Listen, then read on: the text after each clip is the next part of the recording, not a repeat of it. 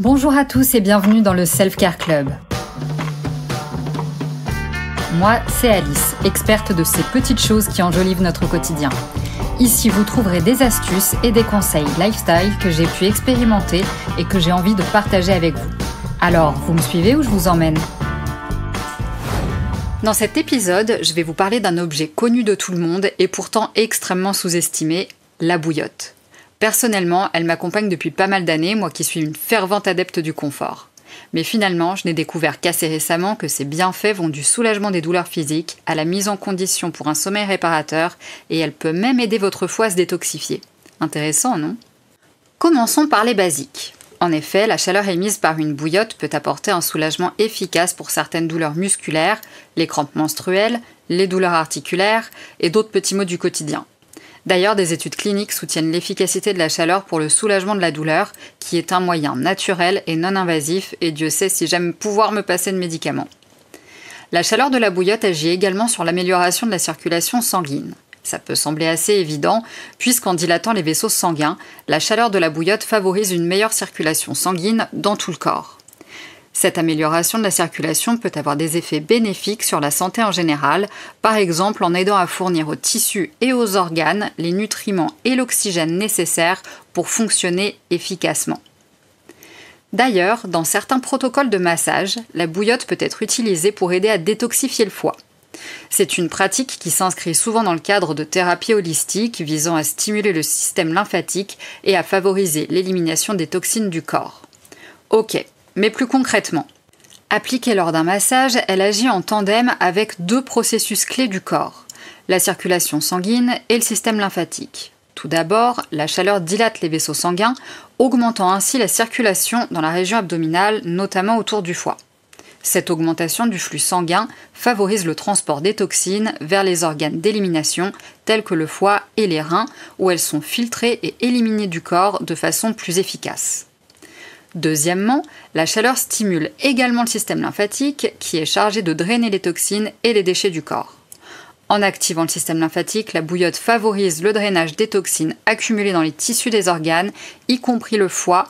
Enfin, l'utilisation de la bouillotte pendant le massage favorise également la relaxation et réduit le stress, ce qui peut indirectement soutenir la santé du foie, car le stress chronique peut avoir un impact négatif sur cet organe vital.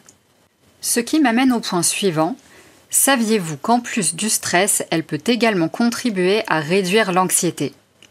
C'est finalement plutôt logique, puisque son utilisation peut amener à un état de relaxation profonde, réduisant ainsi les niveaux de stress et d'anxiété.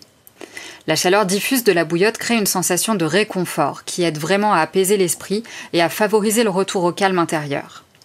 D'ailleurs, ça porte un nom. La thermothérapie qui est de plus en plus reconnue comme une méthode efficace de la gestion du stress. Et croyez-moi, je survalide ce point.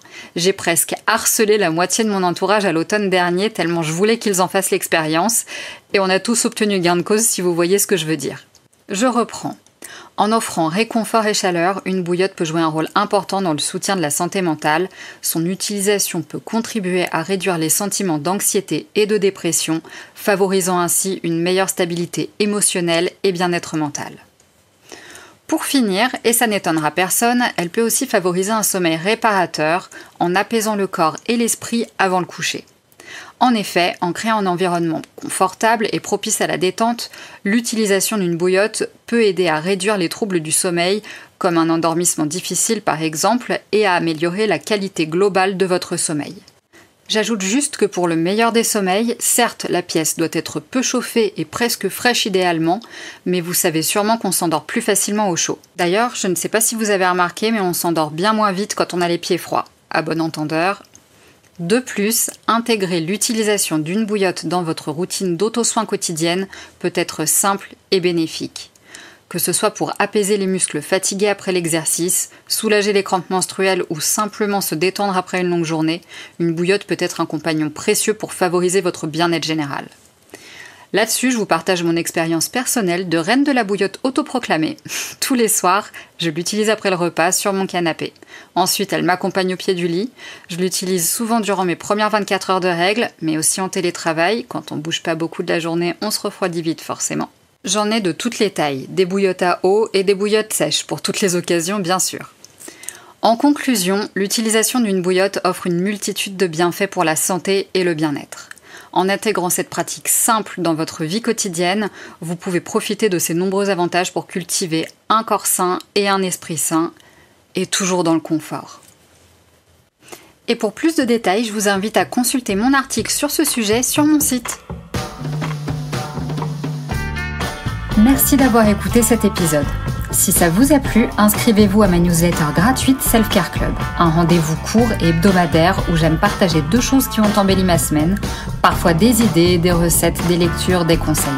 Je vous laisse le lien dans la description de l'épisode. À très vite!